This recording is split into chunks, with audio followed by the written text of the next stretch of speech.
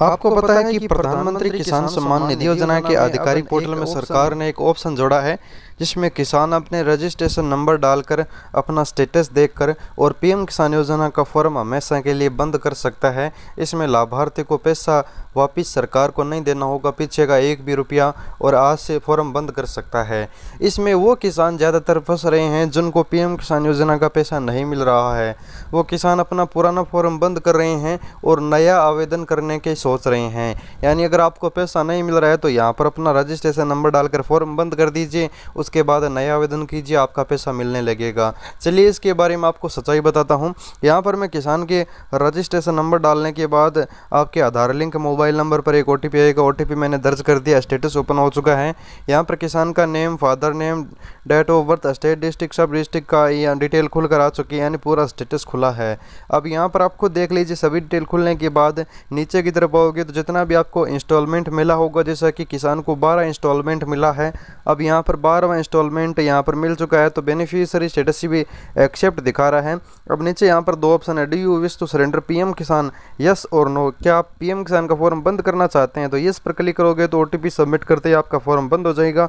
No पर click करते ही आपका फॉर्म बंद नहीं होगा। तो हमें यस पर क्लिक नहीं करना है, लेकिन आपको एग्जाम्पल के तौर पर मैं दिखाऊंगा ज़रूर कि आपको अगर यस पर क्लिक करते हो तो आपको किस तरह का सरकार फॉर्म बंद करने पर सर्टिफिकेट देगी। जी हाँ, फॉर्म बंद करने का भी आपको सर्टिफिकेट मिलता है। यहाँ पर अगर आपका कोई पुराना फॉर्म है तो उसे बंद कर दीजिए, पैसा नहीं मिल रहा है, और नया आवेदन कर दीजिए, पैसा मिलने लगेगा। इस तरह की सोच भी बहुत सारे किसानों के मन में उत्पन्न हो रही है। तो यहाँ पर देख लीजिए नीचे OTP will be sent your Aadhaar register mobile number, यानी OTP डालते ही है वो आपका काम फॉर्म का तमाम हो जाएगा, हमेशा के लिए आपका फॉर्म बंद हो जाएगा।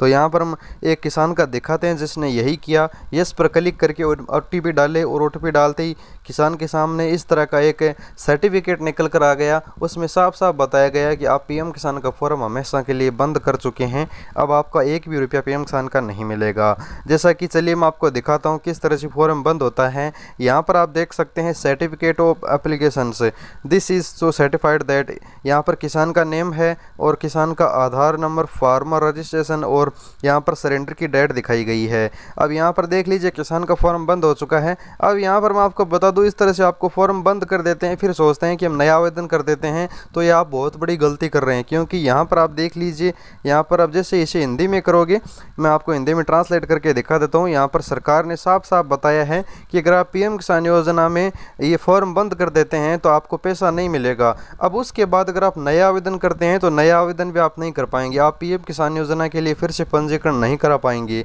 लेकिन यहाँ पर मैं आपको बता दूं, अगर आप नया आवेदन करने की सोच रहे हैं तो नया आवेदन करने के लिए अपने आधार नंबर डालकर आप जैसे ही फॉर्म भरोगे उस समय आपको लिखाएगा योर ऑलरेडी रजिस्ट्रेशन, यानी आपका पहले से आवेदन है, इसलिए आप आवेदन नहीं कर पाओगे। यहाँ पर इस ऑप्शन में आप आधार नंबर डालोगे तो ऑलरेडी आपका रजिस्ट्रेशन दिखाएगा।